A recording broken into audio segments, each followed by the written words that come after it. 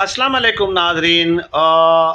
हालात जो हैं वो हुकूमत के कंट्रोल से बाहर निकलने वाले हैं। तहरीक इंसाफ ने आज पेशावर में बहुत बड़ी मोटरसाइकिल रैली का एहतमाम करना है, जो तहरीक इंसाफ के मुताबिक मौजूदा सियासी तारीख की सबसे बड़ी रैली होगी।